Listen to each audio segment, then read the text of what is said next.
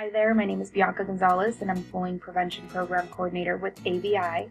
And this very quick tutorial is just going to show you how to nominate a hero within your school, within your community, that do reside in Riverside County, California, and are aiding to end bullying.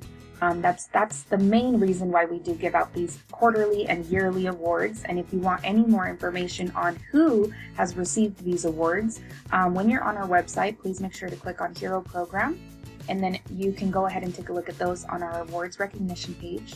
When you want to nominate a hero, please feel free to click on the next tab, and it will take you to this page.